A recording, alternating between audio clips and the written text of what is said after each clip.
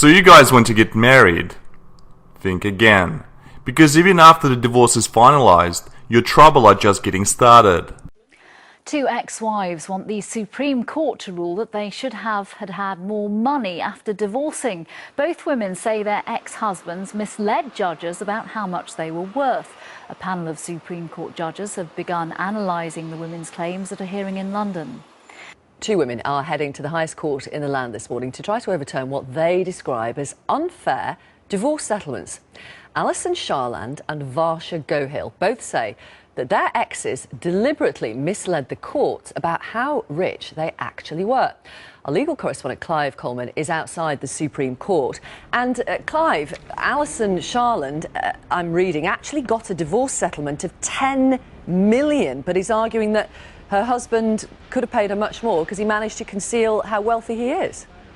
Absolutely. I mean, these two cases, Victoria, and this case, the Sharland case, is a big money divorce, but this is really important for every single divorce. These cases go to the heart of the family justice system because what they're about is honesty when people are getting divorced and admitting, as it were, or detailing the assets that they have.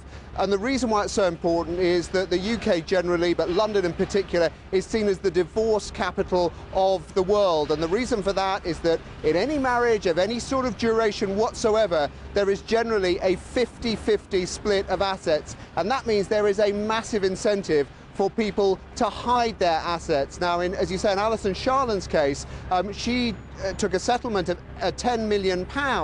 It later transpired that her husband, a very successful internet entrepreneur, had been dishonest in not giving full details to the court of the value of his very successful company. Now, it was later valued by the financial press at around £600 million.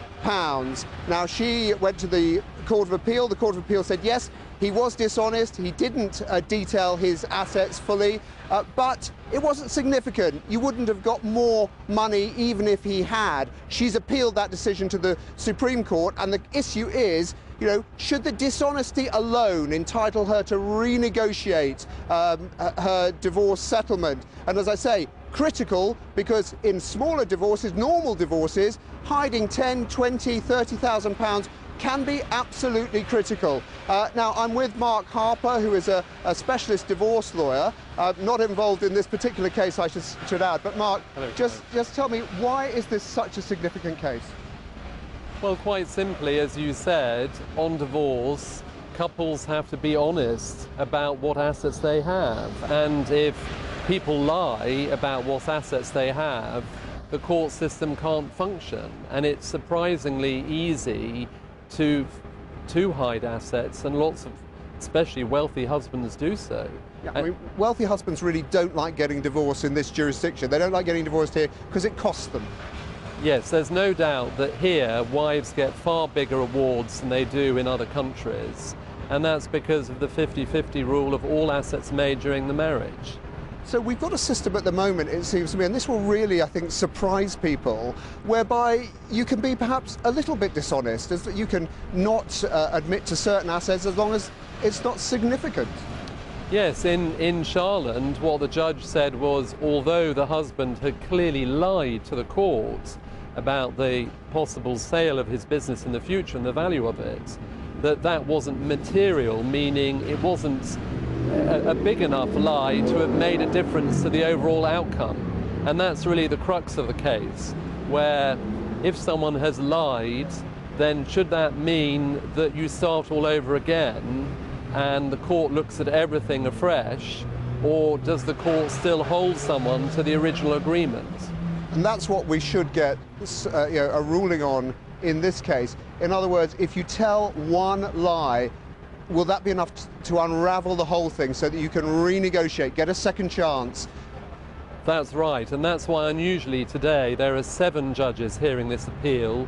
In the Supreme Court there are usually 5, so that usually means this raises a very important point of principle for the general public, and that is, if there's an agreement reached and later it's clear someone has lied about their assets, does that mean someone can start all over again, tear up that agreement, or does it only depend on whether the lie is material? It makes a significant difference to the outcome. And tell me, in your experience, you've done countless divorce cases.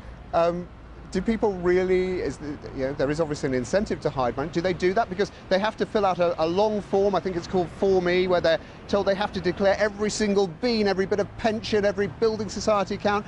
Do they hide money? A surprising number of people do, and that's because there's a very big incentive. Because it's 50-50, it's 50-50 of what can be found.